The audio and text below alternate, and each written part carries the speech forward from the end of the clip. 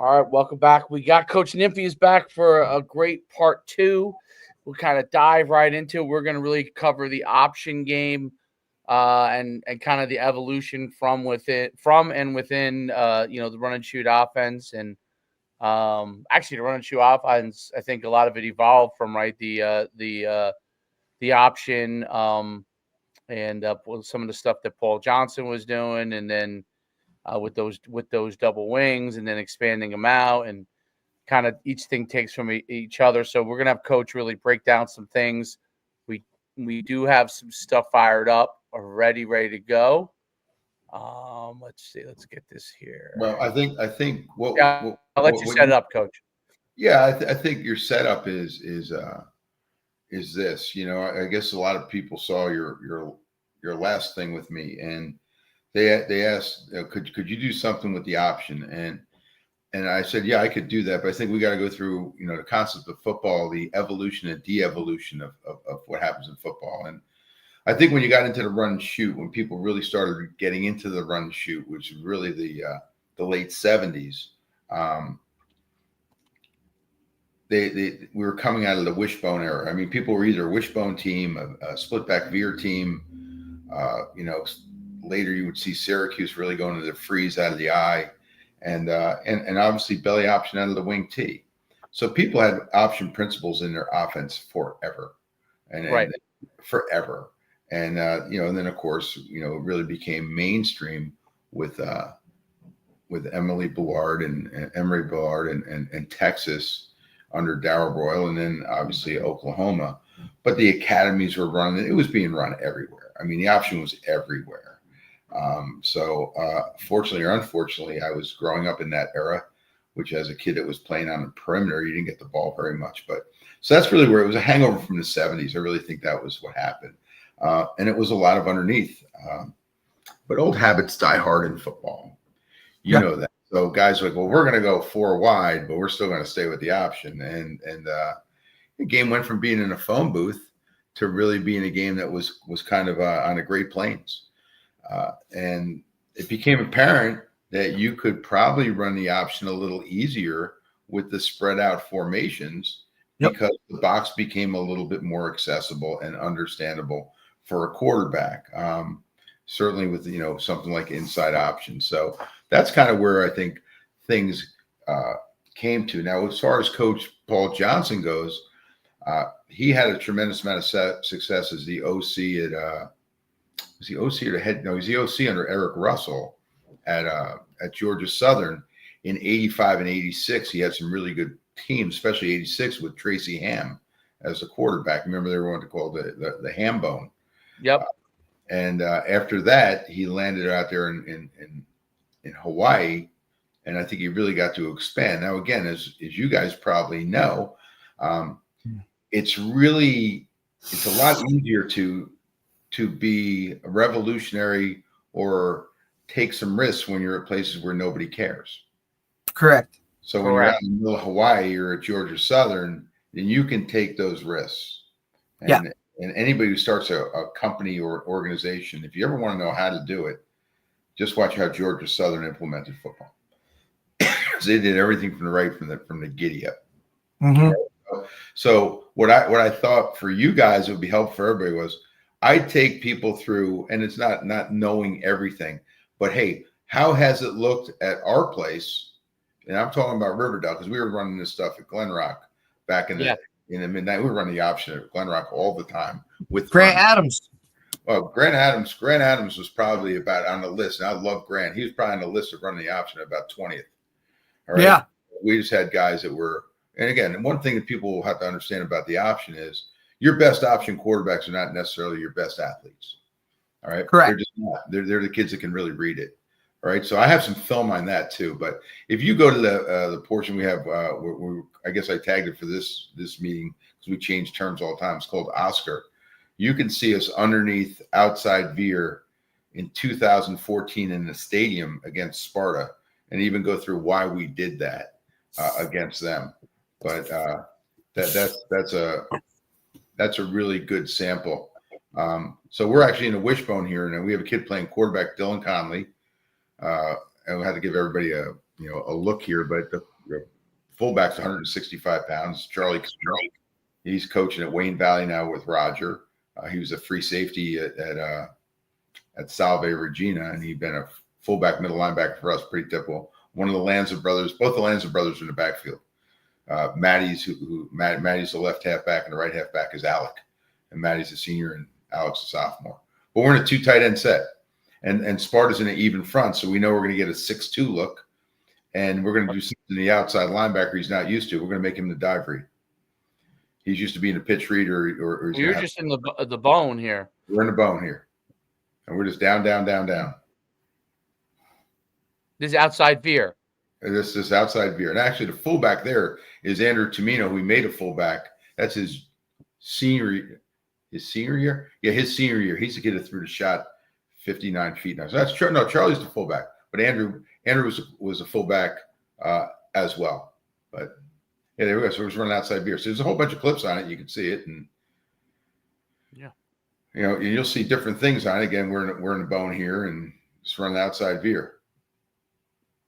And it's so. What's the purpose of that in this film?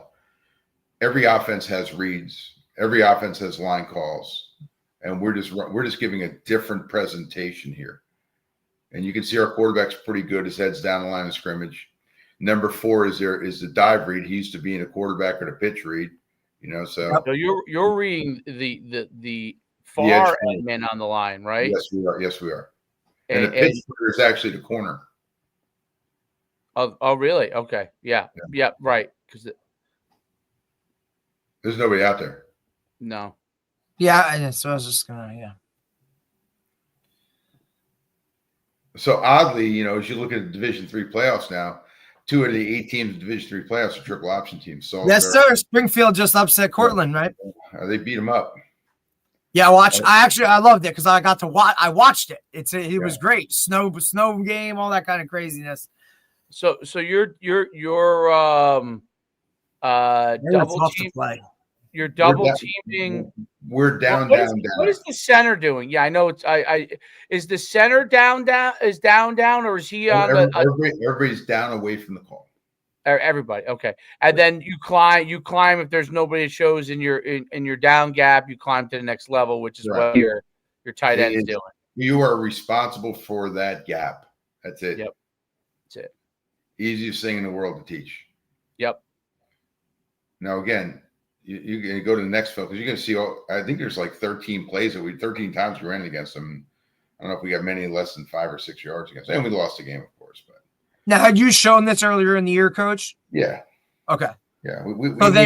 They should have been prepared to see this. I don't know if they saw 2. I don't know if they saw 2 tight ends. Got it. I mean, they start bear fronting us, but bear front's easy to block. I mean, we got pretty good. We were pretty good up front. I mean. We're washing guys down pretty easily. You watch 7. Yeah, you're moving. Yeah, we move people out. We're pretty good. I mean you're collapsing. You're collapsing this entire thing. And 2 tight ends in this is very effective. I remember playing Hawthorne with Sarah was running all that, and when they were coming down on Steeple Harness at middle linebacker, he was very, very frustrated because he was trying to get over the top, and there was just the angle. He was not able to get over top. We widen him, and then they would run underneath him. You know what I mean? That kind of thing. So, it's very effective. Stepwise for your quarterback, is it 1, 2, 3? He is running down the line of scrimmage. Running down the line. There's no steps. He's running down and then to a spot or. Well, the path, we never want to interrupt the path of the dive back. So the dive back's path is crack at a tackle. Got it. And even here, we're a wide split team. We will narrow the splits down here. Got it. Because it's too far. Right.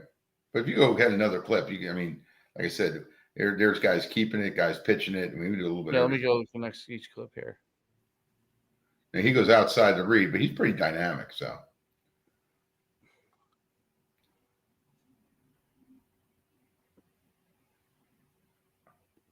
Yeah, Connolly was a very good athlete. That's the brother of the one when I was there. Yeah, Maddie.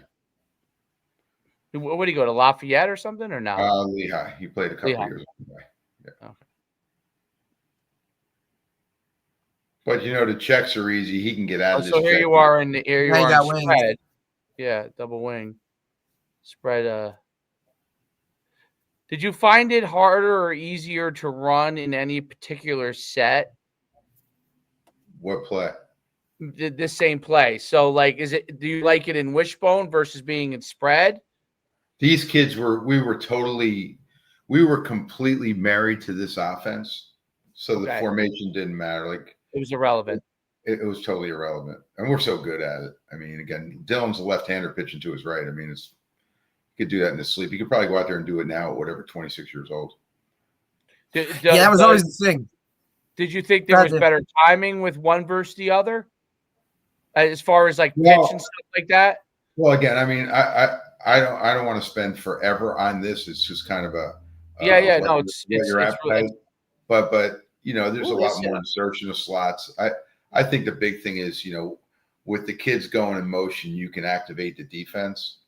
So guys are doing a lot more things there, and guys are cheating slots in.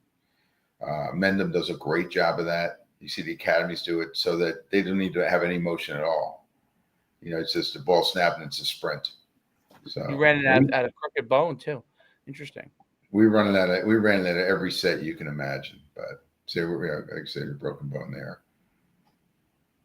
Now, Coach, do you rep this? Like when you go into practice this week, knowing you're going to use this, you have a specific like set within practice, like, hey, we're going with this play?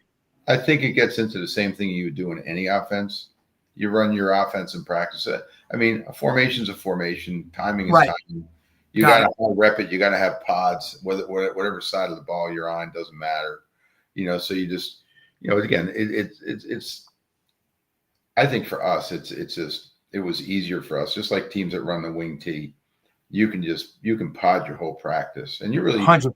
And really, the biggest thing is I think you do that. People do that defensively all the time. Like, okay, we're gonna run trap drill. All right, we're gonna run inside zone. So you got to get the reps on it. The thing that we've all found out, which I think guys in the gun were late to the fight on this, was you just need inside drill. Mm-hmm. You need more inside drill, especially for your defensive players. And And what else was my favorite too was I call it I think. I don't know if you did it, but I know Dunn did it. Tandem runs. Oh, we're the tandem run, and Joe got that from us. But tandem runs, they make sense. I mean, again, Brian's a basketball coach. He's always breaking parts down the front side of his zone beater, the back side. So I said, coach. But yeah, so that's so my point is, as we start this, that's option, all right? Because all we're talking about in an option is the fact that, again, it's a numbers game. We're going to probably option real active players. We're probably not going to option inactive players. And I've said it many times. I've said it on podcasts with you. We block those we can, and we read those we can, and vice versa. That's it. And the gun allows you to do it on the next level, and that's where your RPOs come in. And which one do you want me to go to next here? I would go to 2-ball option drill because guys can see that as being a worthwhile venture. Okay. It says 2-ball on there. Yep. All right. All right, let me get out of that. And this gives you some rhythm to your practice too. And you can do it in almost anything that you're doing. So I gave you some practice tape too. And I wanted to make sure it wasn't all, in fact, I don't think I have very much Zion game stuff here because I didn't want to seem like I was promoting the kid. He kind of gets embarrassed by that. So, and we have a whole bunch of other kids in it. I want to make sure you saw that. Because, guys, when people are watching this, it can't be clinic speak, right? Oh, well, you had this really good kid. That's why you did it. But I'm going to show you probably 6 quarterbacks doing stuff today. All right. Clicked on that one. It's not coming in for some reason. What, the 2-ball? The 2-ball is not. Let me see. Try this again. We should click. I'm going to put the link directly. No, just get. Well, then go to outside zone. We come back to it. You click on any of them, David. It's going to be fine. So I can work through it. All right. Outside zone. Yep. Outside zone. So that doesn't make a sudden progression. All right. But it's a way of, it's probably with us, it's probably quite a bit of inverted veer. Is that shown? No, it's not showing. Maybe I don't have access to it for some reason. It should. Yeah, it's not showing. Let me. Hold on. Let's see. Go back here. Um, Can you refresh? yeah, I'm gonna search. All right. So kind of as you go Yeah. through it, Okay. To yeah. Rich to Wonder.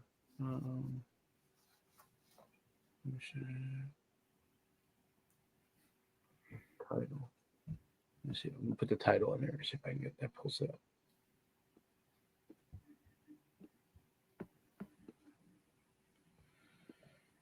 Like I said, if you want to make me the host, we can do that and bang that right out. Yeah, because it's not. And I'll I might not have the access to it because I'm pulling up. Is it there? Mitch, midline pitch. So see 2-ball option. Here we go. Right. I did a search. I don't know if it's zip, but let's share it here and let's go to that. Okay. All right. Here we go.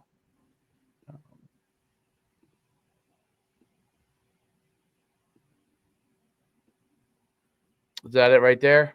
Yes. Okay. Cool. Did a search. I learned something today, Coach. That may or may not be the 2-ball option drill, but yeah, there it is. It's a different one, but I can talk you through it. Okay. All right. So angle's not great. All we're doing is we're adding another player in there. We want everybody to be active on it. This is from the previous year. Here you go. It's 2-ball option drill. You can see it right there. It's different quarterbacks, so that's even better. All right. We're doing this out of the gun. Boom. Got a ride. Get a pitch. It's our pregame warm up, to be honest. Nice. We don't hide anything with it. So it's I first saw this drill. I got a film on the coach from John Curtis. Right. That he was showing the 2-ball option drill. It's our ladder drill too. You can see us on the perimeter. Yeah. We're getting on bodies. Yep. So you're doing the blocking element too. Well, yeah, and we'll have the quarterback beat it back too and end up running route because we don't want anybody standing around. It drives me out of my mind. I want active drill. I want a lot of participation. We used to do this drill all the time at Saddlebrook. Yeah, and again, not every kid's great at it. Some kids aren't so good. Balls behind kids, but you can see what the 2-ball option drill looks like. Well, it gets you the reps over and over again. Reps in the rhythm. In the rhythm. All right, so that's 2-ball option. All right. Again, you look at outside zone, inside zone. I got all kinds of things in there I sent to you. I hope you can get them. Yep, I know what to do now. So it's gonna send you to some other stuff. I mean, nobody watches more film than we do. Not than me. I get practice film from every day of the season. I watch 150 clips a day. So it's the only way I can evaluate players. I mean, I really don't watch a lot of game film, to be honest. I watch us. Right. I'll coach us. I don't worry about the opponent too much. I'm being blatantly honest with that. At this point, it's just kind of where I've kind of gone with this. Not enough evaluation of your players. So did you evolve into that, Coach? I just think it's common sense. I mean, I don't know what that guy's doing in another place. He may come out in something different. We got to be efficient at what we do. You want to go the OZ drill? Sure. Again, I can coach through anything you have on there because. There we go. Make sure it's okay. Here we go. That's not us. That's not us. That's not you guys. That I can tell that guy's not your guys. No, it's not us. I mean, that's why going by keywords is not going to help you here. Yeah, because I click on it, doesn't. Can you make me the host? And we'll start this whole thing again. We'll bang it out. Yes, I could add your email to it and make you the host. Let's see if I can do that. Because you don't want this sputtering like this in front of people.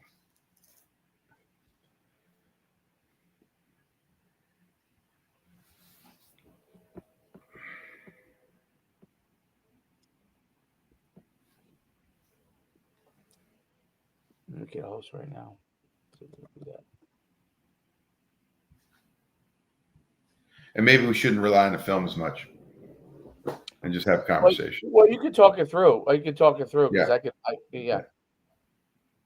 because I think the biggest thing, like what I found was really helpful, especially with the option, was the 2-ball drill you guys do, the The tandem period was huge because you get so many reps, especially like for guys out of gun. We would do the inside zone. I mean, yeah, we do inside zone. We would do the pitch off of it. We could add all kinds of different things to it. We would do the bubble screen with it. You know what I mean? So the zone of the bubble screen, and it would give what's the email that you want me to use? Coach.Nimphius, that's lowercase, at riverdale.org.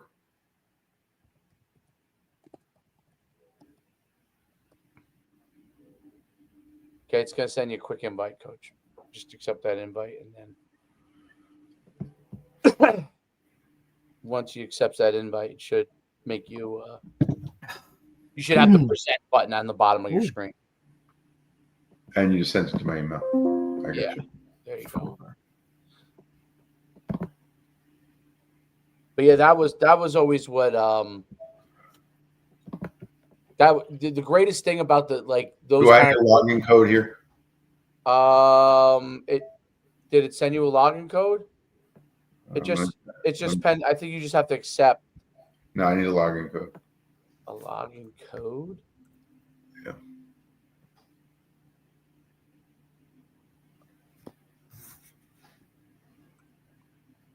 A login.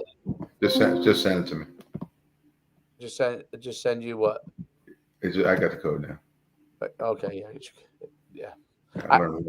It's all automated. I don't do it. I wish I once I click the button, it's in their due time. Okay.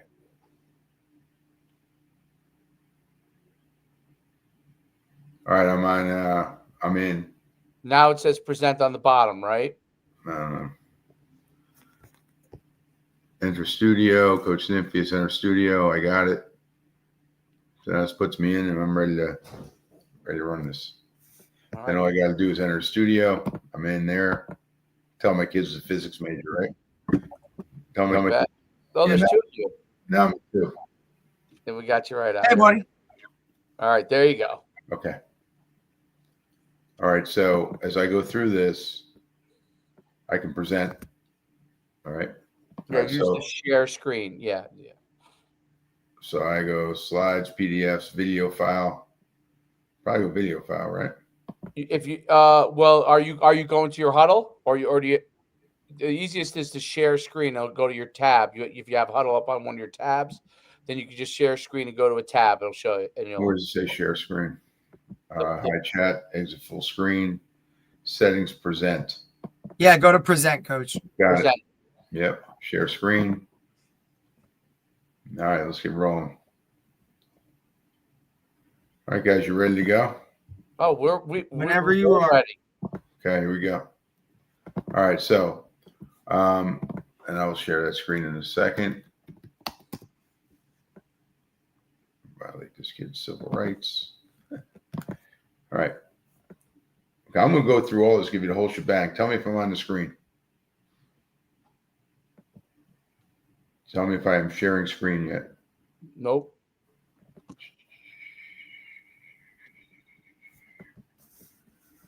Bing, bang, boom.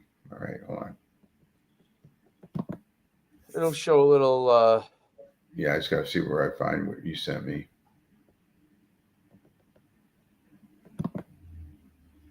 Schedule a meeting, start a meeting, test, collapse. All right. Like I do share screen, a tab. Like it should be one of your tabs. There's a lot going on here right now. Oh, you have a lot. You have a lot of. This is a lot going on here right now. That's all I'm saying. So I'm trying to figure out where you went, where my meeting with you went, and I think I got that. Okay, I got you there. I'm in share. Share screen. Here we go.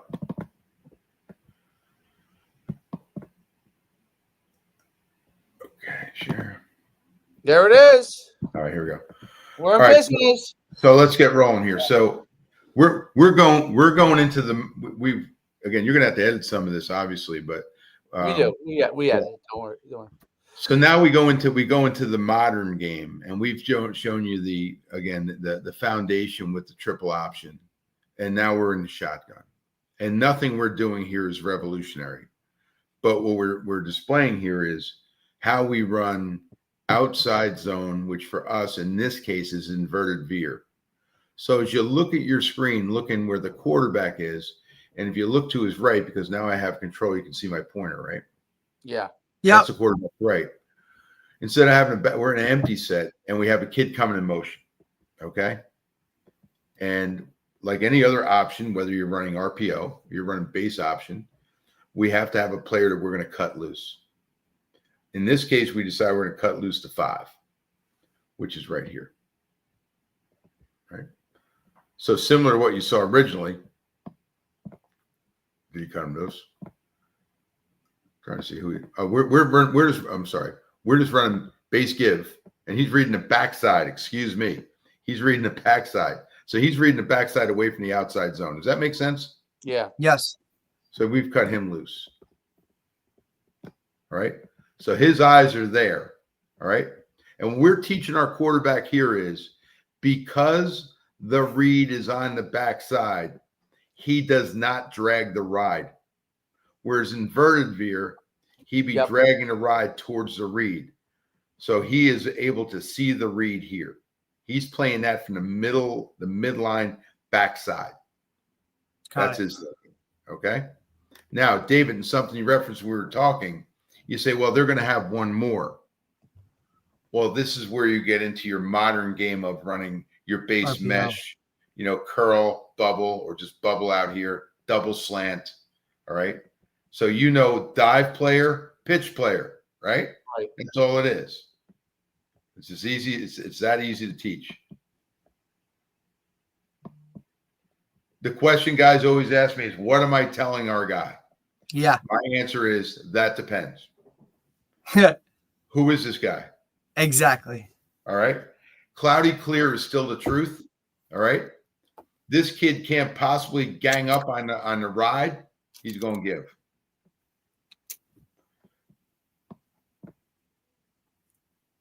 And we get good numbers out there. Give you another look. Next concept. All right. So now you're playing with, a little bit more of a cloudy look. All right. Now this is interesting because it hasn't really changed. All right. Watch the quarterback. And there's a good chance that quarterback, are you with me? Yep. Mm-hmm. Okay. There's a good chance to watch quarterback. Just watch the tackle. Tackle's down, right? So we're going to run inverted veer. There's a good chance this cat who's playing quarterback is a running back. Every one of them can do this. Some think they do it much better than others, if you know what I'm saying, with the running backs. All right. So he's running inverted veer. 32 becomes the read or the edge player. Give it a quarterback, gets cloudy, right? He pitches it. So we're still running triple. You want to see it again? Yeah, I do.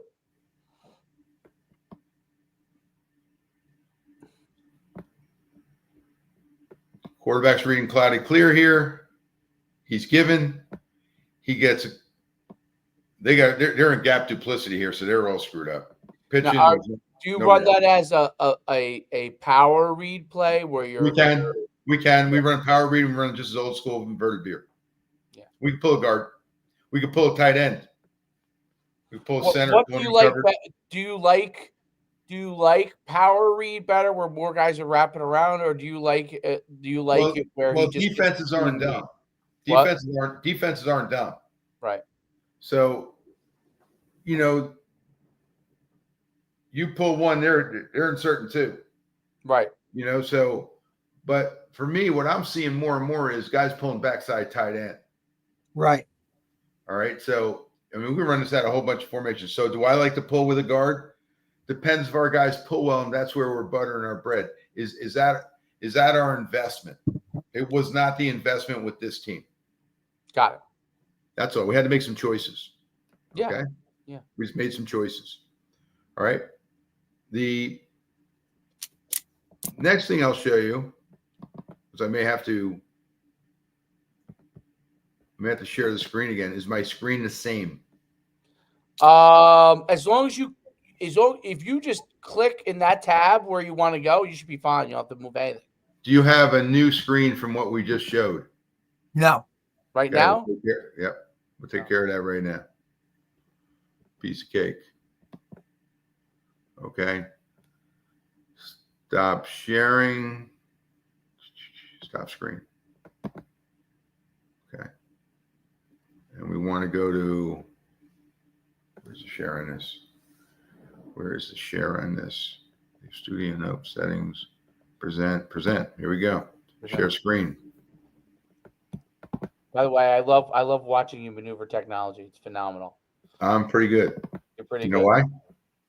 Because you was honestly, if you were a teacher in the classroom, they'd run these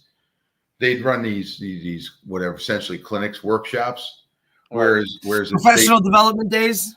Yeah, where if you had a chance to take Sinai, you would immediately. All right. Yes. But they teach you nothing. Yeah, because how's this going to work? I need to play for a while, right? So here's our deal. All right. So we're running inside zone. And we're just running stuff what we call retrace, right? Different presentation, using our motions. All right. There you go. Same look. You don't care about that, nor would I, but you would care about this. Because am I telling you the truth? And I think I am. All right. So when we put film together, your practice film in isolation has to lead to your at least your tandem or your pods, and then it's got to be shown in game film. So here we go. Now we're just in two back. So we're not retracing, we're in two back. Just reading the backside. Now they may be in an attach call and maybe reading the linebacker. Second level, right? His eyes are to his read. There's your read. He hits the seam. It's not a good block here. Quarterback's detaching. We're still playing football on the perimeter. Do you change anything blocking wise in order to make him read somebody different? Yeah. The kids come back and say, 33 is an animal. I'm like, well, then who would like to stay away from 33? And they're like, all of us.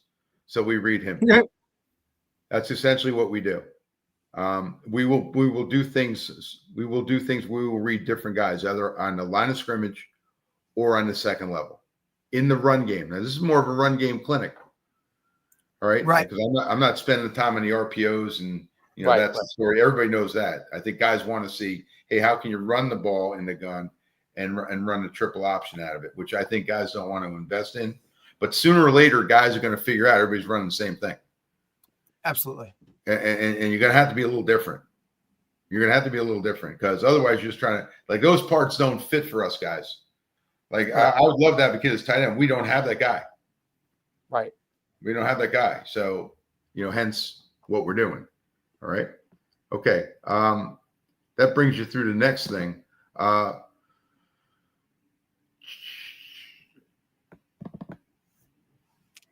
Going back in here. And again, I'm slowly but surely getting better at this for you guys. All right. And we go to stop share. All right. And we go into up to you again. All right. We go to present and we share the screen. All right. There you go. All right. Now we're running counter option.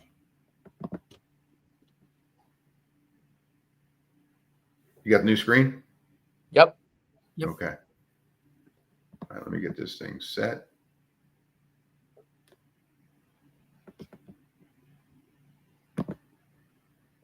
Boom. Here we go. Okay, this is a really cool concept because I've always believed in the counter option or trap option, and from underneath, guys that have coached against us know that. All right, because midline and trap look the same in underneath triple option teams. So all we're doing here is we're going to run inside zone, and if it makes sense to you guys or anybody listening, it's same side back. So in other words, usually you're getting your inside zone going that way and he's getting the football. Right. Now it's him and the action's still going here, and he becomes a pitch man. If you want to put it in your simplest terms, we're running inside zone and exchanging responsibilities of the backs. Right. The difference is the quarterback, if I did it the way I did it at Glen Rock, the presentation of the football would be right underneath the quarterback's nose, so he'd have a two-side read. He could see both sides. So he could present the ball here and see that side. Here it looks like true counter option, which is kind of the idea.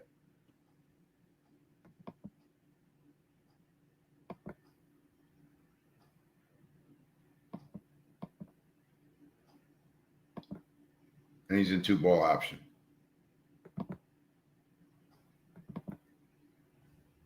Now, this guy's the slowest guy in America, but he knows everything we're doing, and I can't kick him out of a drill because he wants to do stuff all the time. That's Deacon McGovern. He's a graduating senior.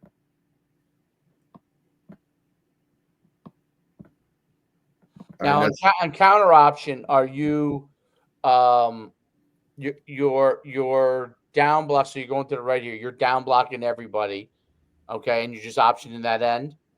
It's going to be when we're running counter option, it's probably going to be pull pitch. Right. It's the look that we're trying to get. Right. There's no give on that. Well, no, we could, but we'd have to call. We'd have to tag it. Like right now, again, if you notice, we don't have the same kids playing quarterback all the time. No. Like this is RJ Weiss now. This is a sophomore, and this is a senior who didn't get a lot of reps. But again, we can do it. So we would be zoning that way. And Paul. And here's the easiest way to teach it, guys. There's a zone side and a read side. That's it. Zone side, read side. Zone side, read side. How'd it go? There's a zone side where the scheme's going, and there's a read side away from the scheme. That's what we're teaching. Aiming point for the quarterback on the pitch, coach? Don't have one. We tell the back to outrun him. Got it. Make him run. And we don't pitch the ball backwards. We pitch the ball flat. I don't want to give up yardage. And I don't want to give up yardage because I don't want a 5 technique. You can play the pitch and play the quarterback. And when the pitch is flat, he can't. That's a rarity, right, coach? Like that's not something that you hear people like kind of teach it when they're teaching option football on that pitch. At least for me personally, a lot of guys are always, hey, 3 yards behind, or make sure you're trailing that guy, separation, all those kind of things. Like rarely do you hear pitch lateral. Well, I got it from Navy, a decade ago. Yeah, Paul Johnson. Actually, it was Ken, Coach Ken, and it was Mike Judge who was coaching there, who's a New Jersey guy. Madison, Chatham. After Paul Johnson. Yeah. So, yeah, but it's the same. It's the same tree, Dave. Yeah. But I would say to him, well, where are you pitching? He says, we tell him just to leave it there. Just put it out on the line of scrimmage, just leave it there, and let the kid go get it. And especially since it went, when they started doing RPOs. Right. Like I tell the kids, I'd rather you pitch it flat or forward because if it hits the ground, it's incomplete. Correct. All right. So, I mean, that's the beauty of the RPOs. It's not a fumble. And the RPO rules are, and I don't know if Joe Klaus spoke about this. Right. The RPO rules are this.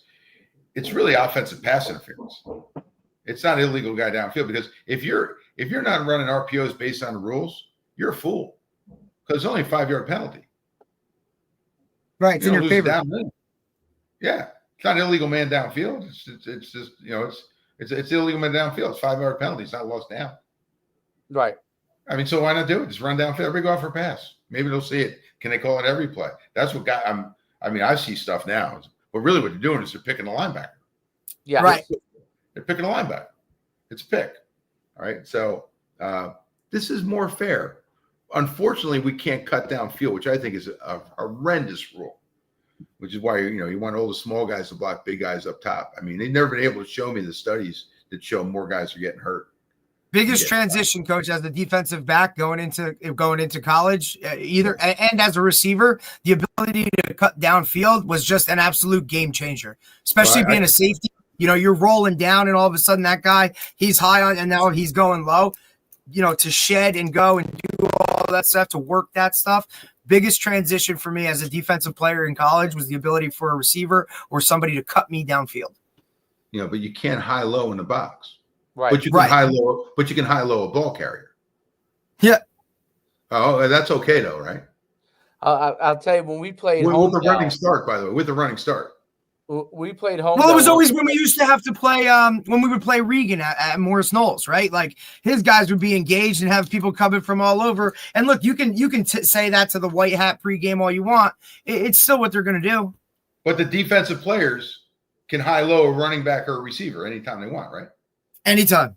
Oh, okay. But that's okay. Yeah. Oh, okay. Dave, you're right. When we played Homedale, right? Because Coach was from that tree, which he was from the Regent Right tree, I think. So he used that like foot to foot, and he ran the split veer. Yep. And double team. He did a ton of double teaming, but a lot of high lowing because there's no way the referees could distinguish it because everybody was so tight. And it happened so fast. We couldn't.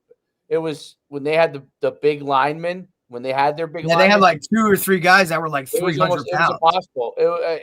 It was almost impossible to stop. You had to get a lead because if you got a lead, then they had to do something different. But if they got a lead, you the whole game you ran. I think we played them. We might have both teams combined ran 70 plays.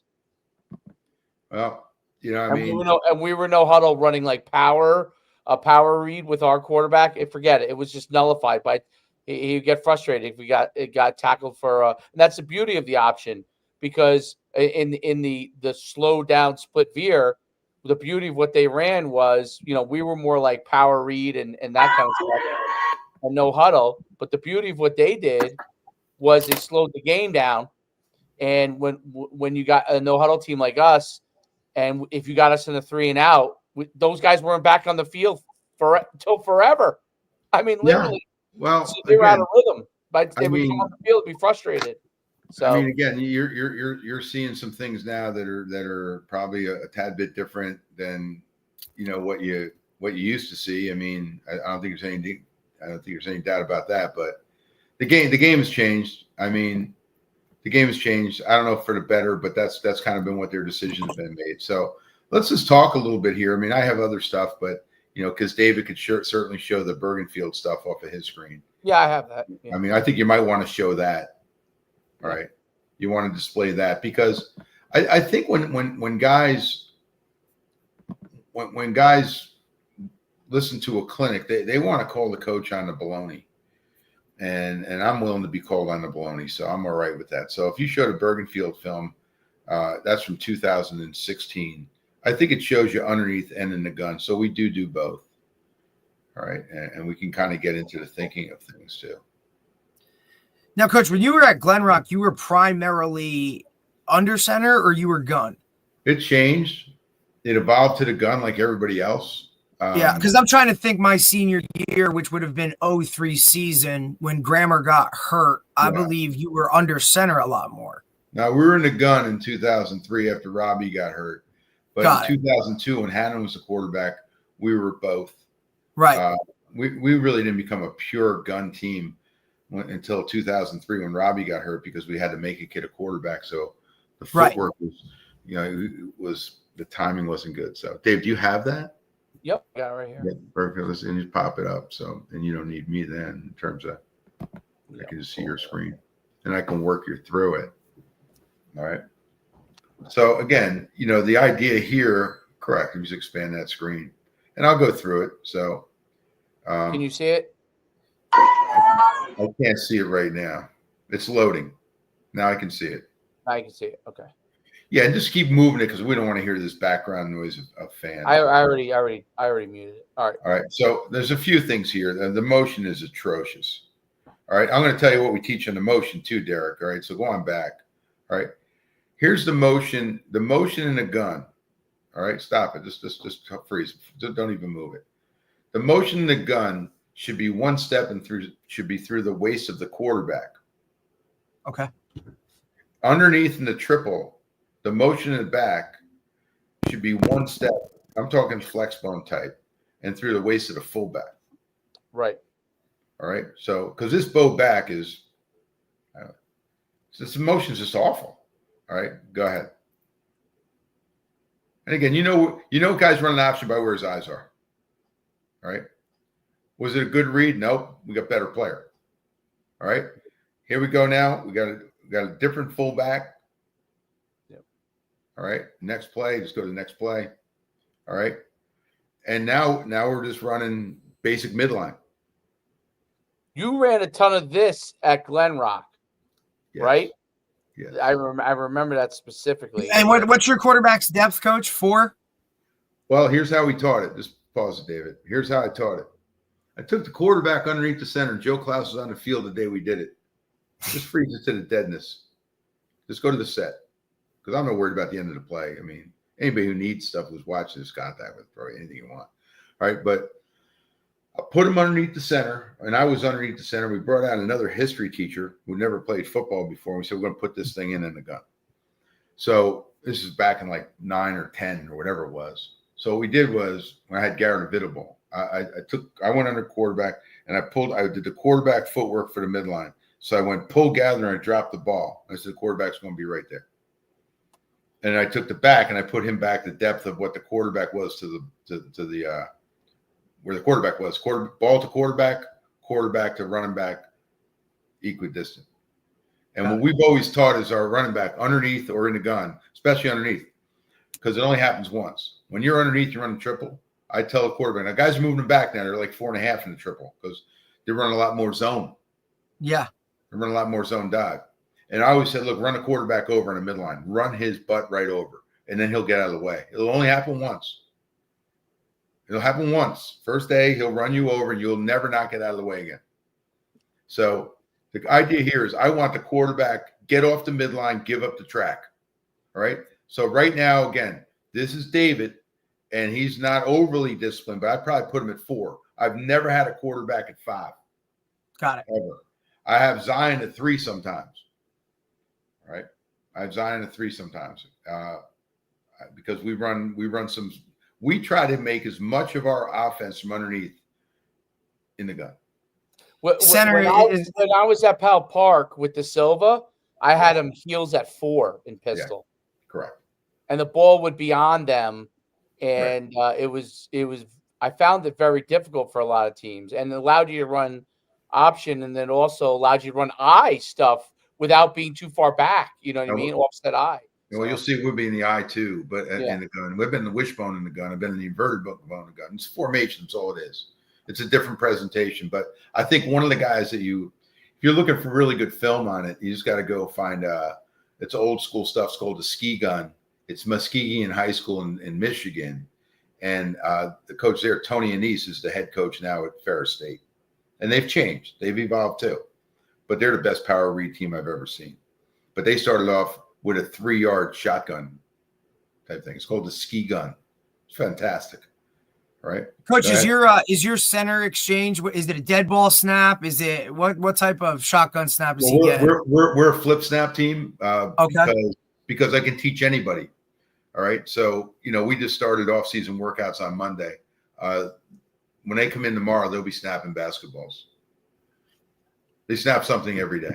Because I mean, we legit my team this year. We had to say it was a problem is the least. The center to quarterback exchange out of pistol was beyond a bad snap here. This guy can't catch it. Like it was just such an issue that now I'm hyper focused on that exchange and just it shouldn't be an issue. Well, I'll say this: you should be coaching your center as a totally different lineman. You shouldn't be working with the offensive lineman. It's a totally different position. I agree. All right. I mean, and if you want to mess with a center, go ask the center how it works when he's got a tilted one on his hand. Hell yeah. How's he supposed to defend himself? And how's he supposed to make the backside block? I mean, it's a really difficult thing. So I'll give you a couple things on that, Derek. First of all, I'd love to see the percentage of plays that are blown up in high school because of snaps that go to the right, to the left, which completely blow up the mesh and the timing. but everybody wants to be suave and be in the gun. You're going to have a lot more problems in snaps and bigger yardage losses than in the gun than you're underneath. Damn right. But guys refuse to go underneath. So you watch guys take victory formation snaps out of those gun. Yeah, but I mean, again, it's a skill. Can they all do it? We played Rampo a couple of years ago, and they had a center, and he broke his hand. And the kid played against us a couple of weeks later and played flawlessly, snapping the ball with the other hand. So that Coach Gibbs made sure his kids could snap both hands, and or another kid had to go to center. And I'm sure they were capable of doing that too. I mean, I've seen people now like that. I just came across it the other day. Guys are doing two-handed snaps. It's nothing. More and more guys are doing it. It's more control over the ball. Next thing you're going to start seeing, and it's coming back. You're going to start, and I think you alluded to the guy the other day, the Hanover Park. John Liberato. John will directional snap. Mm-hmm. He'll have two quarterbacks back there. He'll directional snap. Oh, that's what we played against in the championship. Summit, right, Dave? Summit. Two quarterbacks. It wasn't until the next year I watched him from head on that I realized that it was tipped off. Yeah. But the first year when we actually played them in the state championship, we tried all these different angles to figure out what was going on.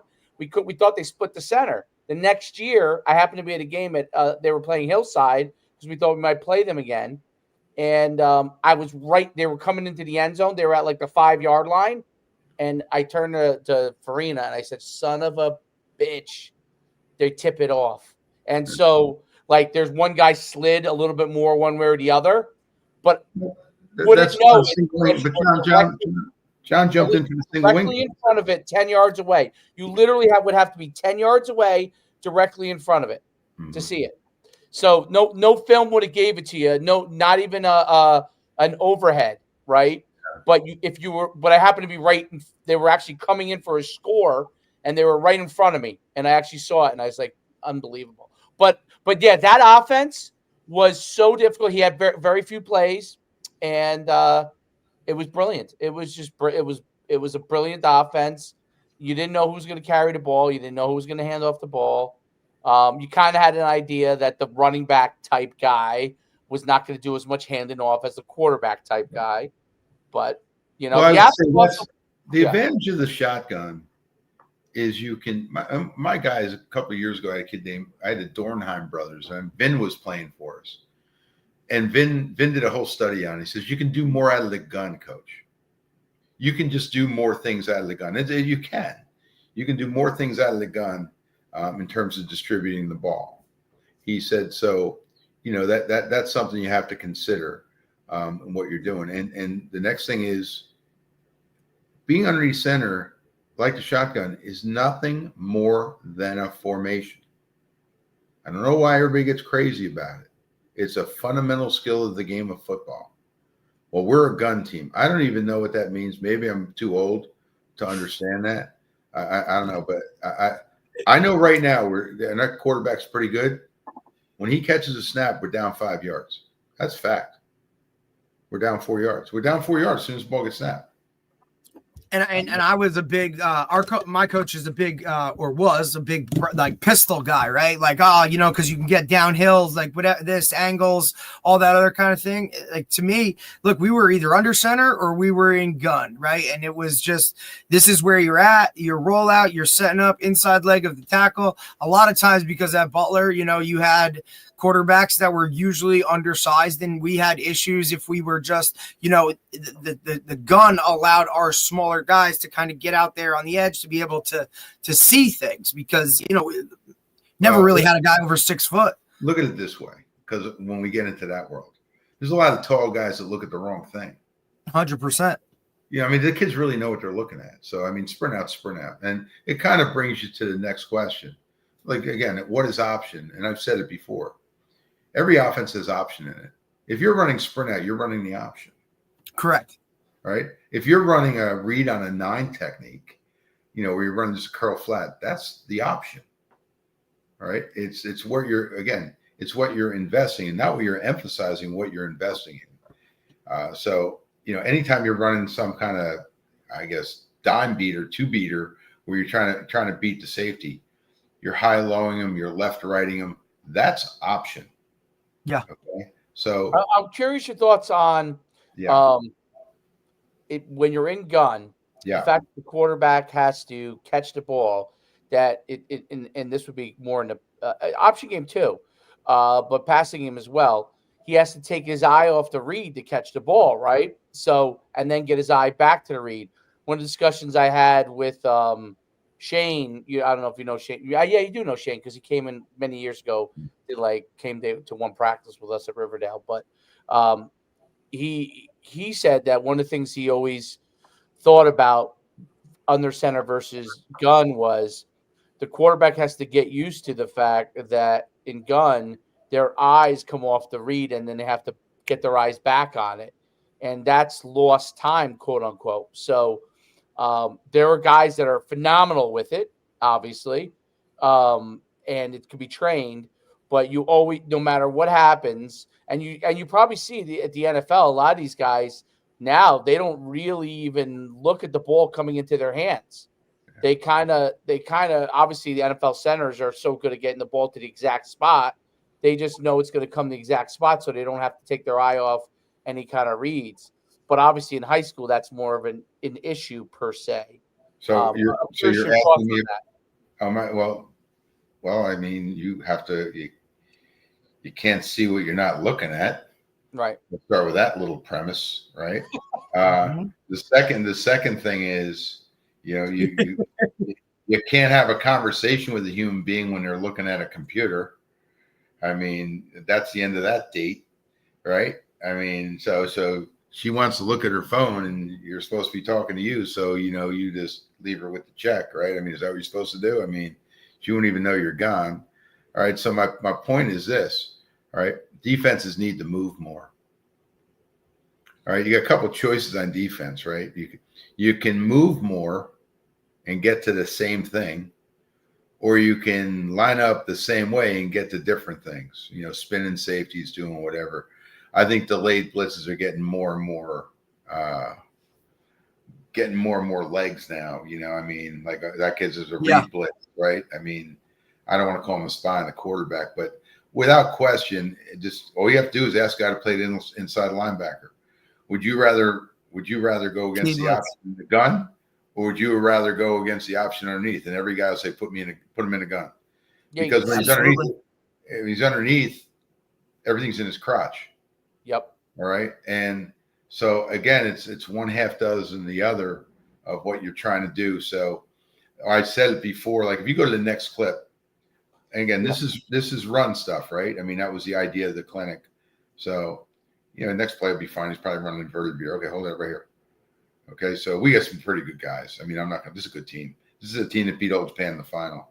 And we're just starting to come along here. Like, we got guys. I mean, you got kid that started for 3 years at Tufts, kid started 3 years at Muhlenberg, he should have played in college. You got that cat, who he is, right? So oh yeah, that's Estevez, I mean, so like we have guys, but we're not overwhelming up front, but we don't stink. My point is, all right, so what's easier for David to read, the front side or the back side? So this is inverted veer. All right, so here he goes. He gets a snap. He's going to drag the ride. Easy read. And if you go to the next, go to the next play, it's fine. Doesn't matter what the play is. All right. I can tell right away whether he's reading or not. Okay. That's a trap. I guarantee that's a trap. And he made it run back. I guarantee it's a trap. And he made it look like a read because he can't. We did get to run his senior year running trap read too. Let's go to the next clip. So let it run. All right there. Okay. Hold on. Just leave it right here. It's fine. This is a different quarterback. This is Ryan Purcell. So he's playing in this game too. And he is an outstanding underneath triple option guy. So we're trying to run inside veer out of the gun. Here's what I'm going to tell you. Doesn't work. All right. Hold it up. Just pause it. All right. You're better off running inside zone. If footwork doesn't work as well, it's too slow. Linebackers can recover. They can get dirty on dive and then go play next. All right. But he's pretty good at what he does. So watch this. This is going to be full triple. The kid he's going to pitch the ball to went to the United States Navy out of high school. That'll be nice. Play. All right. That's Justin Park. Here we go. Boom, boom, boom. He hits the alley there. This is David. This is David. So right off the bat with this, you can tell he's running midline. He's playing it downhill. He's catching downhill. And I can tell. Well, I think talk about the importance of that too. Catching playing downhill. Yeah, moving downhill. Oh God. Yeah. If I was going to run inside zone in the gun and I was going to teach it, or outside zone, I'd get rid of the quarterback. I'd take the back and just snap it to him, and say, okay, learn how to play football. Because I said it last week. Everybody's like, okay, read this with the offensive line and double team. Look at the defense. That'll tell you where you're going to run. All right. The quarterback kind of gets in the way with the read. Like when you just go to quarterback gives and empties and stuff like that, the inside zone game is pretty good, to be honest. All right. Once you get the quarterback involved, he becomes a problem. But you coach with Jim Davidson, slow to, fast through, that kind of thing. Yep. You got to be more patient in the zone game. Dave Albano, who I think is a really good offensive mind. Randolph now. Yeah, he'll run outside zone to the bejesus because he says, Coach, you can hit anywhere.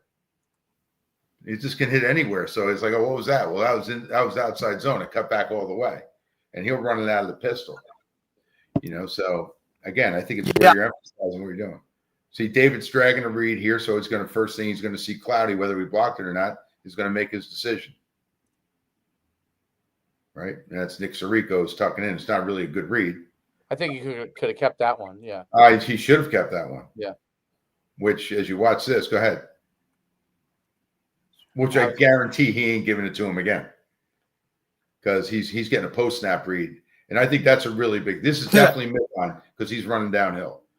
If you're playing us and he's running downhill, it's something off midline.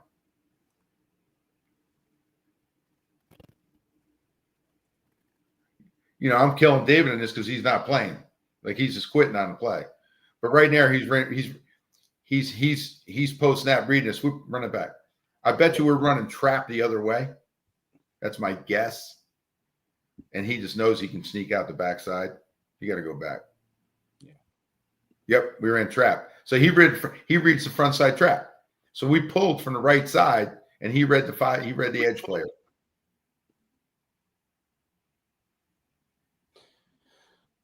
I found was interesting about David when he ran option was he would give and look like he really wasn't going to be involved in the play, or even when he pulled, and he would just take a few, and then when he saw it was there, he had a different. It was a change of pace. That's what he did great. David used change of pace. I don't know if it was just how he was. You know what I mean? But he used change of pace of his own explosiveness. Like, well, here's my point with him. I mean, for us, we teach post snap read, not like everybody else does. Post snap is not after the ball snap. Post snap's after the play's done. All right. So our thought is, hey, what did you miss? So when we run a play, I don't even look at the play. I look at defense. So I'm just looking who's making a tackle. I don't even look at the play. We made the call. Like, what am I going to do? I mean, I know who made the tackle, tells me what's next. That's it. Most defenses are flow defenses, right? Right. It should be. If they're any good. Yeah. Right? All right. So here we go. He's going to pull it. This is Ryan Purcell, graduate of Penn State Business Program. It's pretty good, right? It's a hell of a job on the pitch. Well, now, and he used to, just pause it. He used to drive me crazy because he could run it so well. He would stand next to me on the sideline because he was between Connolly and Estevez in terms of age. And Connolly wouldn't read it and just make a play. And Ryan would be standing behind me going, oh, that's a give. I know it's a give. And then he would say, he'd say, pull pitch. I would say, I know it's pull pitch. He says, I'm just saying. All right. So then he'd get in the game. He'd break one for like 55. And he was slower than mud. And he would say, I'd say, man, I couldn't believe he broke. He said, game speed. Right. He was never wrong. Patty McPartland was very similar. All right. But this is Ryan. This is Jack Racine, a sophomore playing quarterback here. All right. And so he's underneath, and this is near the end of the game. because we try to have 3 quarterbacks per class. Now he should have run that back. He should have post snapped that and known, hey man, I got pitch. The defense isn't going to change that much. Like you watch right here. Because the pitch man is Sean Burke. He's in medical school. Oh, yeah. He's in medical school right now, 38.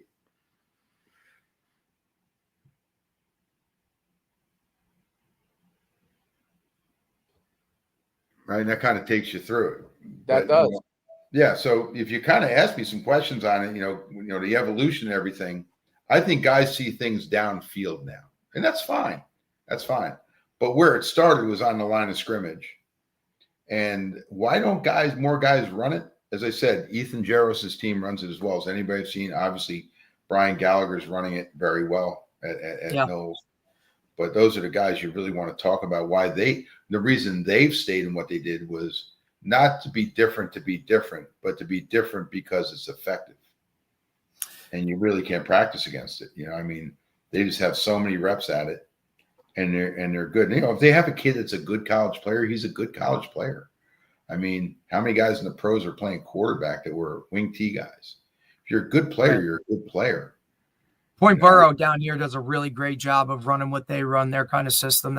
I've watched them, and I think they do good things. Mendham's in a whole different stratosphere. I got yeah. I mean, Coach, you've mentioned them a bunch of times. That head coach, where did he come from to put that in? Like, is that something he brought from somewhere else? He was a college route guy, and he brought in, he had Coach Morgenroth on the staff, and there's another fella. I haven't met these guys in terms of knowing them, and I would feel bad about that. Actually, Mike Judge Sr.'s dad, I think, helped. He was on Don Morgenroth's staff.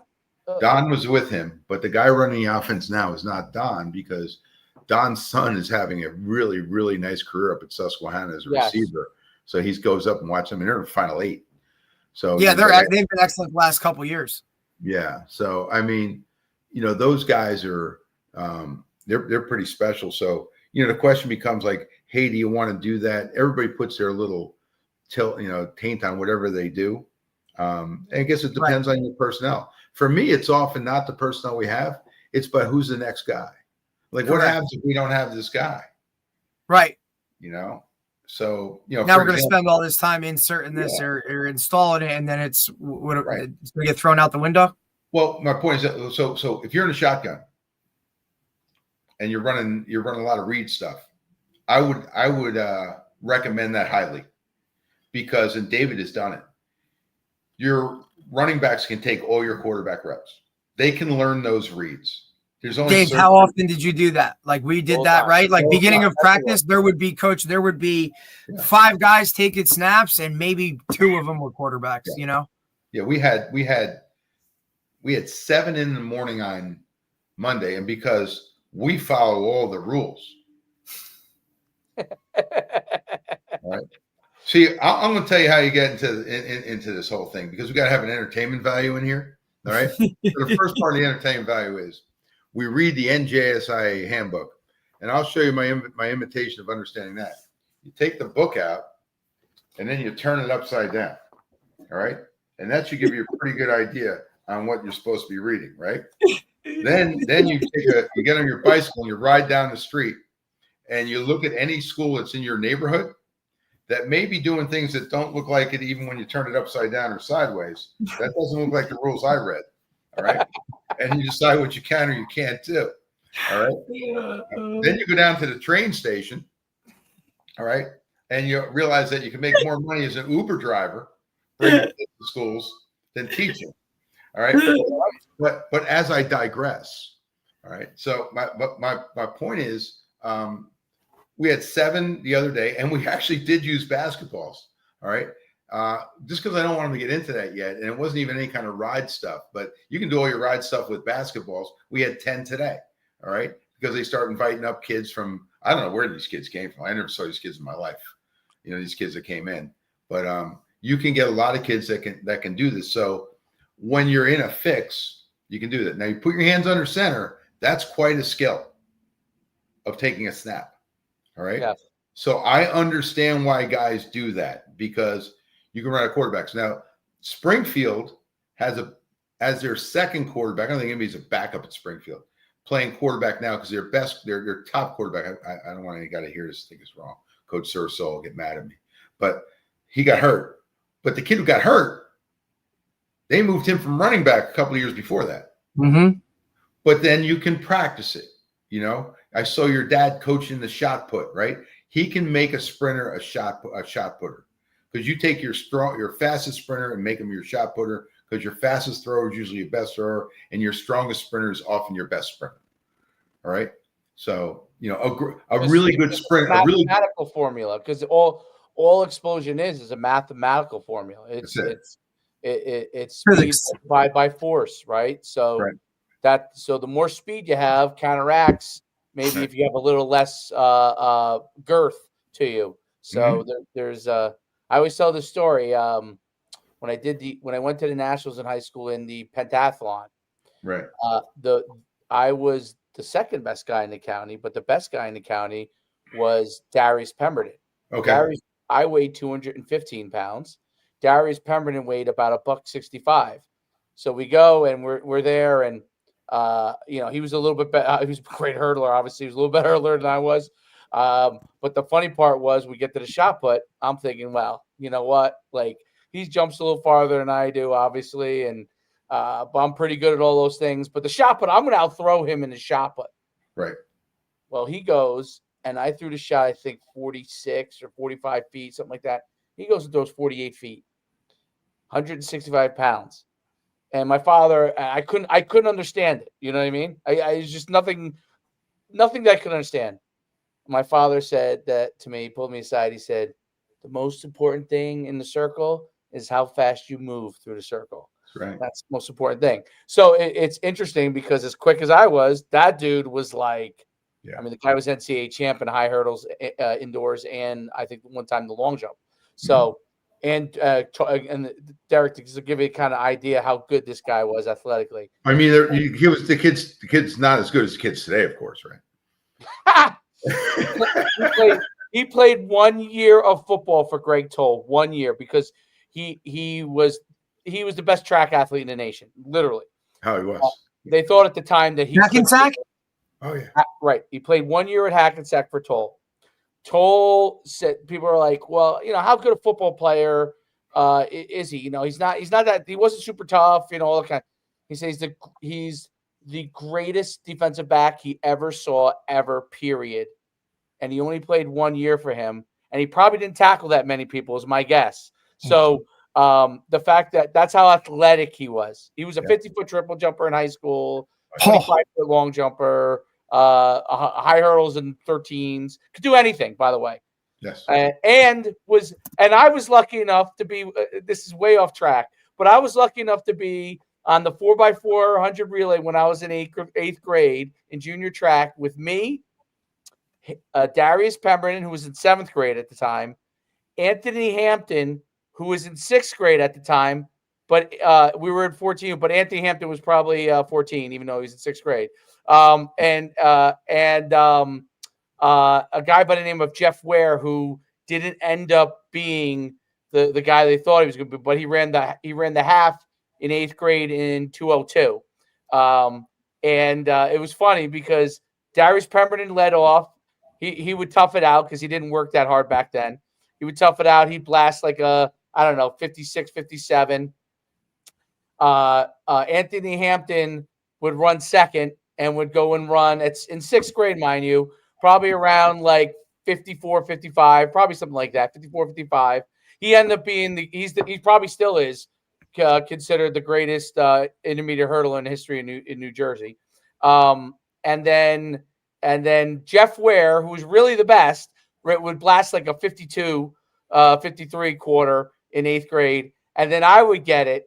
And my job was to not fuck up the lead I had. That was my job. That's right. Because I ran like a 55 in 8th grade, which was very good. But these guys were great. And my job would be, when you heard their anchor legs, feet coming to get you, you just had to tough it out and finish. And that's what I did. That's what the guy, and that's why Englewood brought me over to run the anchor leg for them for that lone reason alone, because they said the guy's a football player, he ain't letting anybody pass him. So, but those guys were so talented. The leads I would get, DJ, were so big. You know, had arguably, I mean, because this young fella from Demers is something. I mean, he's really good. The jumper, and he is something. And obviously the kid from Indian Hills a few years back was some jumper.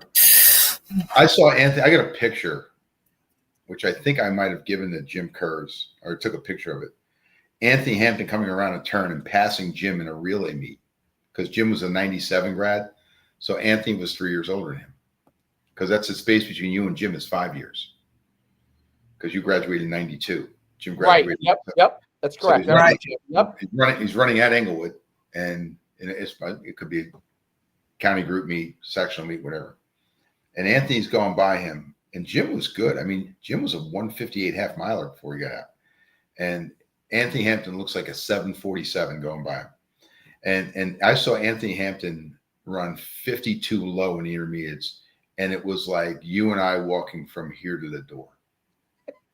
He was so natural. And then he went and played football at Tennessee, and it didn't work out. And I was like, geez, this was it. Remember, he was supposed to be the next Edwin Moses. Yes, I don't know what. Well, those guys, Coach Williams, and who's the original sprint coach there? Terry Amos. Terry Amos. Those guys were so upset that he went, and he could have went anywhere he wanted for football. I mean, he was Derek. He was legit 6'5", 210 pounds, but looked like he could pack on 50. Another 20. Yeah. He was so. He had that frame, right? Like that. Those broad shoulders. He was LeBron James before there was LeBron James. He could just generate power, just like ridiculous, right? But he was the greatest. He went to a lot of speed coaches, right? Even Edwin Moses. You're right. He went to a lot of speed coaches and personal trainers, right? None. Zero. Listen, it's like you watch the documentaries on like Herschel Walker, right? And just how much, or like who was the other guy that we had talked about at one time from Oklahoma, Dupree? Yeah. Oh, Dupree. Yeah, like those guys that were just those freaks of guys don't understand that. Like race and train. That's what Herschel Walker did. You want to get fast? It's simple. Herschel Walker. I watched the 30 for 30. It was push-ups. Well, no, people try to make speed into this thing, okay? Yeah, and obviously, I had the speed training business and everything like that. And I would try to drive this home to parents, but parents would be like, "Oh, I'll just pay you for this." But I'm like, "You want to get fast? You want to get fast?" What Herschel Walker did was he went to the train tracks. He raced the train. Yeah, like just run. You're gonna get fast if you race the train, right? Because why are you gonna get fast if you race the train? Well, if you're running as fast as you can, 80, 100 yards. Okay, and you're not going to beat the train, or you try to give yourself a head start. Train's coming. Let me see if I can beat it to that pole over there. Not on the tracks, guys. To the side of it now, because this generation we really got to not on the track. We really got to snuff things out with this group of kids. That depends on the year that you're coaching. Right. It depends on the year you're coaching at Riverdale. So sometimes you can do the take a charge on the train drill. I thought that was a great drill for myself. Hey, and I'll tell you what, Coach, you've been to Butler. They've since moved the field, and now the practice field is the game field. But when we played, that hill that was there along we would run that consistently all the time. And I'm not talking just like sprint up, right? Like we would go down, run down, because like if you ain't running fast, running down a hill, buddy, like here we go. So you learn to run. I mean, even as kids, that was a thing, so I've always been a big proponent of like the hill stuff, like, kind of the Walter Payton type thing where, LaDainian Tomlinson bought a house in San Diego too, with a hill in the back to kind of run it and whatnot. And, I just think that was always something that was big too. It's just like, you don't need to, these Parisi and all that stuff got really, really big, like when I was in high school. Like I feel like that's when the speed training thing kind of like more so exploded onto it. And I always tell Dave, like I didn't have that track background, right? Like it wasn't really a big thing at Butler, even though, in 94 they had a 4x1 team that was ridiculous. But unbelievable team. Yeah, I mean, and look, and they were the 4 wide receivers. So, I mean, but we just didn't. That just kind of wasn't a thing. I really do wish I had done more track stuff, going through the process, especially as a guy that was never looked at as fast? Well, I think there's a few things here, kind of because you're probably getting the end here. And for you guys, if you're looking at trends in football, we have a dearth of officials, right? We don't have a lot of officials. So the people that are coming into officiating, thankfully they're coming in. And I think they're trying real hard, but of course, again, back to the state manual, right? We don't have enough. Turn it upside down. Yeah, we don't have enough officials. Okay, let's have more on each crew for every game. Okay, so we've gone that route. All right, so now we have more people that are struggling, and they really do try, and I respect the heck out of what they're doing. But you notice the rules of the game of high school are becoming more like the pros because people get to see TV. So these people want to officiate, who really want to officiate, they can get more reps watching, right? And they got the thing that we're using right now, which is the computer. And that's a really positive thing. What's legal motion? What's not legal motion? You got all kinds of stuff going on there. I think the only way to solve it is to make it one rule. If you're not offsides, you can move all you want. I think it's going to go to Canadian route. I do. And because they want more scoring and everything, but defenses always catch up, right? But that's one. The second thing is, the question always becomes, is you're scrubbing your personnel, who's your trigger? And as you guys look at this, or anybody who watched this, well, why would you want to be underneath? That's outdated. Army's 11-1. Now, by the way, that guy, really, that guy's carried the ball so many times, so it's not not all true option, but even the quarterback, yeah. And watching Navy now, you'll be able to watch a great one like Army Navy's this weekend. You want to watch football like that way? Watch that game. Well, they're also running a lot more wing T hybrid stuff. They are in a gun more too than they used to. And we're gonna have that, Dave, next week. Sadlock, Coach Sadlock is gonna come on and break down belly and whatnot for us. So, and I think obviously, Air Force had the extra year guys last year, and this year they didn't. So, but Coach Calhoun has always been willing to go a little bit outside of that stuff. Right. You look over at the Merchant Marine Academy, and you see Jameson Kroll, who's a Springfield grad, running up-tempo triple and being very successful. And then you go to the Coast Guard Academy, and J.B. Wells is running the offense there, and they're spinning it all over the place. And if you go watch Mark West coach the sprint team at Army, they're not running the triple. All right. So, there's so many different ways essentially to get this thing done. And I think your quarterback choice has to go beyond the guy. It's got to be like, what are the moving parts? Like, okay, you want to run a triple. We think we're always going to have guys who run triple. All right. Because we just don't have those guys. And the problem becomes, do you have the fullback? Now, people say you got to have the bruising fullback. Not necessarily. You got a kid that can get off the mark. All right. And he's got to get good at doing it. You're probably going to have a couple of them. Can every kid, you asked a great question, David. You asked a fantastic question. I didn't answer it either. You like wishbone? Do you like split back veer? Do you like the flex bone with the running start? Well, part of the flex bone with the running start is then you don't have to be that fast to get to the perimeter, right? Because you got the running start. What we'll do in teaching the triple is we will take the fullback and put him where he normally is. And if we're going to the left, we take both halfbacks and put them in 3-point sprinter stances, turned that way when we first teach it. Because we want it to be fast. It's the quarterback's job. It's the back's job to run the track, the fullback. It's the pitch guy's job, if we're talking triple, all right, to run their path, all right? It's the quarterback's job to distribute the ball, period. That's it. That's your job, all right? And if you can't do that, then we're going to have to do a lot of things that look like options. Same with the RPOs that aren't really RPOs, which aren't really the option, where we're telling you to give, we're telling you to pitch, we're telling you to keep, we're telling you to throw the ball there, all right? In the RPO, we're telling you to give. We talk the RPOs, which really gotten missed here because they used to start. The thought was that you can run a triple in the RPOs. Back to what David said. Well, you just took your eye off the read. So now you got to calculate this stuff, catch the ball, make the read, run, pitch, which is why, Derek, so many things. What are the beautiful things? Again, I go back to them all the time. I mean, it wasn't like we hung out, but I had to watch. We played Rampo 2 times a year for a long time. And I will always have so much gratitude for Coach Gibbs for when we weren't good at Riverdale, inviting me over to watch practice when they were in the playoffs and we weren't. And yeah, what did he do? I mean, like, okay, so it's Reed, whoever the kid was, a quarterback, and then the kid would stand his movement and distribute on the run out wide, which was just a pitch. Yep. And accurately, and then we get your double options now. So you want to call them key screens. All right. That may be give or just distribute. All right. Right. So I think you see more double options than anything else. Yes, you do. It would go in this order, David. It would go distributions, like just do that. Right. Just do that. Like counter. Just do that. All right. Look at Pascack Valley. Look at Old Japan. They run counter. Yep. Then they run quarterback counter. Then they run counter and they read the backside. That's a lot of offense when you start distributing the ball too. Those are all good things.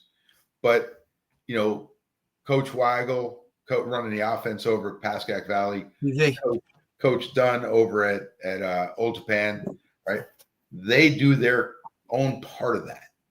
Mm-hmm. And I think that's where the game's gotten really cool. You see Joe running every time Joe Klaus's biggest thing is he got everybody believing he's in the odd stack all the time. All right? Of course. It's crazy. Yeah. He's like, yeah, sure, we're in the odd stack, right? But again, good coaches can jump into bear. Good coaches can be in the odd stack with different multiple all over the place. But different personnel in the same front. Yep. I mean, Joe's one of the best I've ever seen at that. Like, okay, this kid can 2-gap. He had a kid at Dumont when I first started coaching. He had him playing in the gap and rolling. He was a heavy. He referenced Dumont the other day. He said he was talking about Dumont when he was there. Again, he had a chance to be there and fail, and nobody cared. And he had a great mentor in Jimmy Davidson who helped him develop. It's hard to find those guys. So I think that's really what we're talking about here. So when everybody's mind spins, and I know David talks about his son as a football player.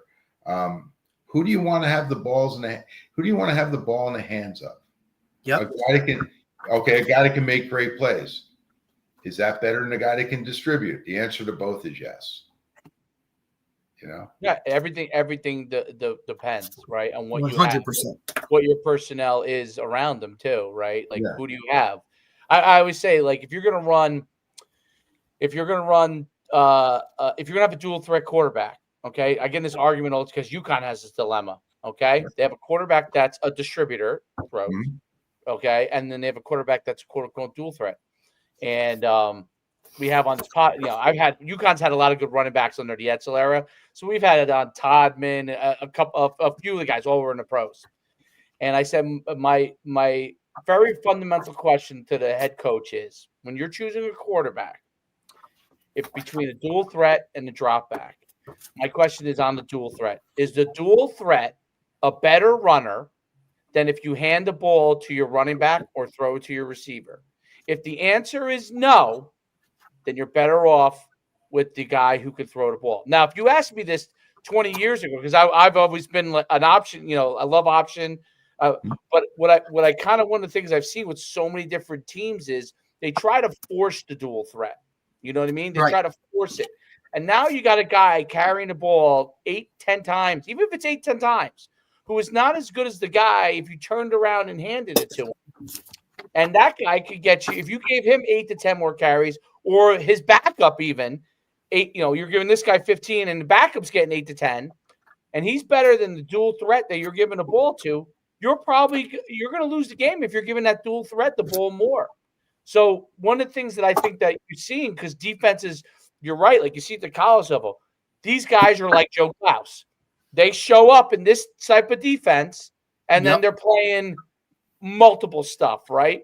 And you got a dual threat guy running around who isn't that good of a runner. It's not that he's a bad runner. He's just not as good as the guy you can hand it to or throw it to.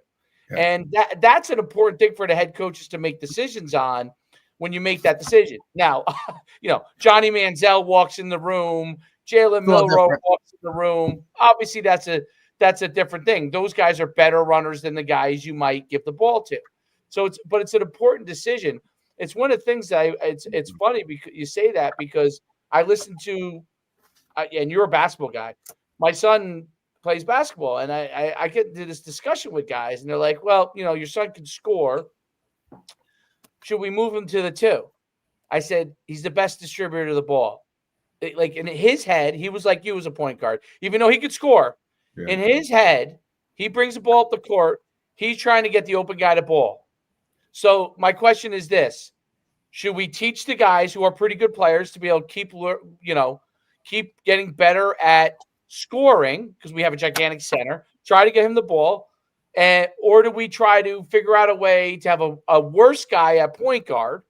Try to get the ball to my son or other guys, when the truth is what's going to happen is it's going to get stolen a lot more, and the other team's going to get a lot more opportunities. So I think about it like this. If you have a guy that can distribute the ball very effectively and the other guys can do things with it, then that's awesome. That makes, honestly, as a coach, it probably gives you the ability to do almost whatever you want in the game. Now, when you get a dual threat who could do anything, okay, who could run the ball and throw really well, that's the holy grail. Like, I mean, when you get Estevez, you're thinking in your head, try to keep it simple, right? Because Estevez you're not trying to open up the playbook too much, because you don't want Estevez to have to go and do all kinds of things when bottom line is he can take off and run, right? When you need to. Well, I think this, all right, a few things. Basketball, one of the things that makes basketball, should I say the word soccer or lacrosse, yep, if I should say those words, is the guy who has the ball needs to get the ball to the open man as fast as possible so he can get it back. Correct. Because people run away from the ball, run away from the passer, all right? The second thing is the dual threat quarterback. I had written it down here. Here's what you're going to have to live with the dual threat quarterback who really thinks he's a dual threat. Turnovers, negative plays. All right, so are you cool with 2nd and 6, or are you living for 1st and 10 after a 20-yard gain? Now, what people are saying now is, let's get the explosives, all right? Right. I understand that. But as a coach, you got to pump the brakes because you're really not in charge of the explosives. The guys you get the ball to do the explosive things. That's it. And if you get, especially in high school, just get it to them. And the best way to do that is directly snap. But here's a thought. So we're at practice one day, and this is another reason I hated Estevez, right? Because he'd always just he was like Captain Obvious, right? He's like, look, you ever think of getting a running back to play quarterback and have him learn how to read it? I said, why? He says, well, make me the offset back, and then when I get it on the ride, on any kind of horizontal ride, then I can run sprint out. You're seeing that a little bit now, by the way. We were showing it. So of course, and that's a directional snap with Coach Liberato too. But we did it one day in practice, and of course, he threw like a 60-yard dime on a run, right? And he says, do it again. He tells the kid, he throws throwback screen to the quarterback. So he says, you keep working on this, man. I was thinking, that's really like a good idea. So I was like, oh yeah, good guys.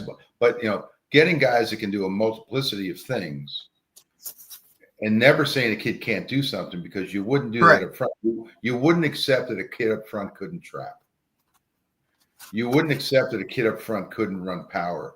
And most importantly, when you're doing those things, the kids away from the concept can't do their job. So in other words, as you know, David, when you're on power, the most important thing is, can you put air in the gap for that guy to pull through? Those guys are so important, Can they put air in the gap? It's another interesting thing too. Like, and it's crazy that I bring in some of the youth stuff, but we use 3 quarterbacks because we have 3 kids that can play quarterback. One of them's our running back. The other one can play receiver, and so can my son if need be, play those positions. But we use 3 quarterbacks. Everyone, if you watch any youth football game and you ask any youth football coach, basically, it's usually obviously a dad, and you ask them how many guys are going to play quarterback for their team. You know what the answer they're going to give you? My son, and it's 1. And I always say, what happens if that kid gets hurt? Well, we'll figure it out. What do you mean? I already figured it out. I have 3 of them playing right now. And if someone has a bad day, 9 years old, obviously they have bad days. If someone's having a bad day, they woke up, whatever they didn't have their milk, whatever the issue is, right? You have 2 other guys that can do the job, okay? And it's interesting, and I learned that from you and using all the quarterbacks, and I really learned it when we were playing a game, and Adiami De Silva, who went to Villanova, was my quarterback. And he goes, we're playing a team, I don't know, he threw a pass, we score like the first play, and then they hit him late, and he comes out of the game. You get the ball back. Taj Huggins, who played at Montclair State, Taj Huggins was our running back, but he had played quarterback 2 years earlier when we had like some sort of issue, and we always play him a quarterback. Just like I always play him a quarterback in practice. He never went to a running back, individual period ever in all his years. He doesn't even know what that was, but he was our tailback. He goes out. Adiami De Silva goes out. Taj Huggins comes in the quarterback. We run zone read, and Taj, there's no way Taj is giving it. There's no pitching. He's just taking it and running it. Because he did that when he was a sophomore and he had to play quarterback. He's just running it. So he takes it. He shows the read, pulls and runs, goes 60 yards for a touchdown. All of a sudden, Adiami Silva is standing next to me. I said, aren't you hurt? He goes, there is no fucking way. And he cursed. He said, there's no fucking way Taj Huggins is taking my job. That's what he said to me. He said, I'm going back in. I said, okay, no problem. But it was so interesting because if you didn't use all those guys at quarterback, you would be like, oh my goodness, who do we put in here now? My sophomore who plays JV? No. Another kid who plays quarterback is actually the running back.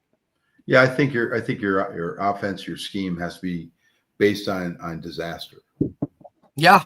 I mean, it's got to be based on disaster, and it's got to be something you can rep up. And you may want to say control it, but I'd rather not control them with things. And we were fortunate this year that RJ came in and played against the lesser part of our schedule. I'm not knocking those guys if they listen to it, but they weren't the best teams on our schedule. And RJ came in and was successful for 3 games as a quarterback. I would like to have, our quarterbacks on you and playing, but we didn't. But you have to be constantly prepared for that. And I do enjoy the imagination of the game, but it's generally, I don't see a big difference on the pro level.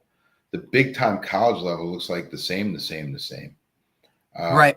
Division III has, they got 2 teams of the final 8 that are running the option, and everybody has their different spin on it, and it's just that I would like to see.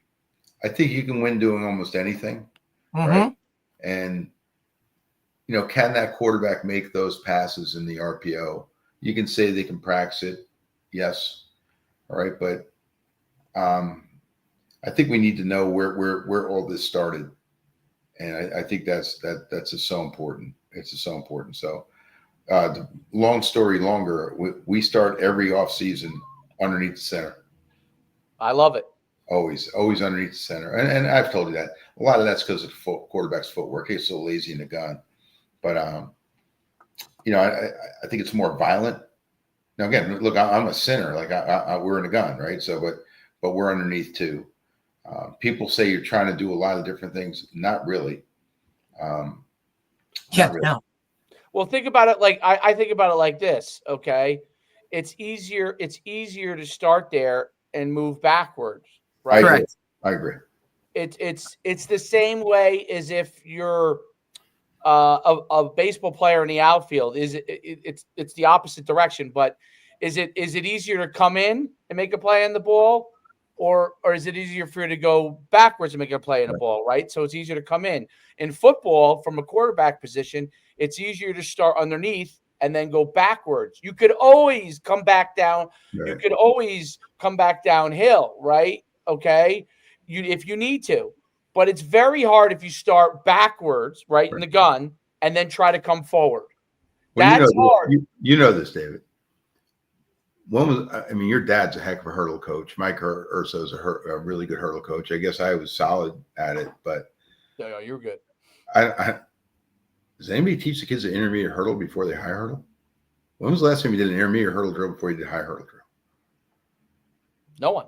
No one does, right? So you teach them how to hurdle, but But when they do try to do that, by the way, yeah, it's very difficult. yeah.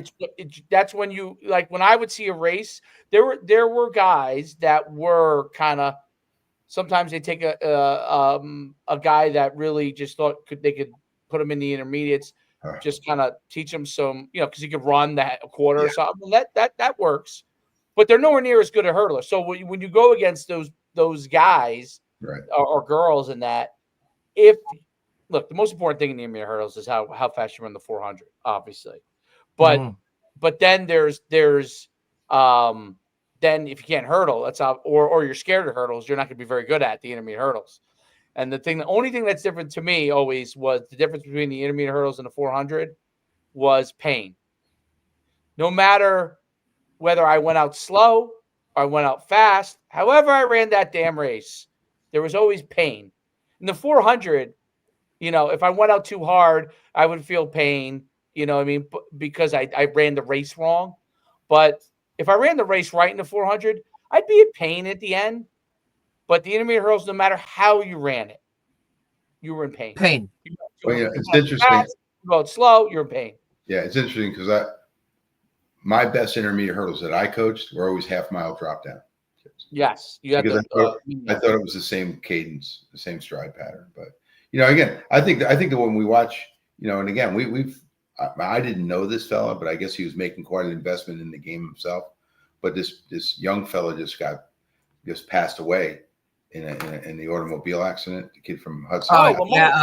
Lamar. Yeah. I don't know. I know this is just tragic, but those guys you do want to sit down with and think about how they're coaching quarterbacks and who's your underneath quarterback coach now. So I think again, listen to your elders doesn't hurt. But I think guys are starting to figure out a little bit like, okay, so we're running RPOs, right? What are we doing in running like old school option underneath? Now, some guys will say the quarterback's job is to get to the next snap, don't get hurt. All right. But what is it guys are doing? It's a little bit different in the run game with option concepts. And people have been incredibly successful doing it. Because one of the things is, your TOP, your time of possession, right? Your greatest defense is your offense. Yep. Well, so can you control the football? And those triple option offenses, whether it's triple in the gun or triple underneath, I'm talking about running the football. They have a lot of gash plays. They get a lot of big plays. Right, because you're creating those lanes, and then. Yes.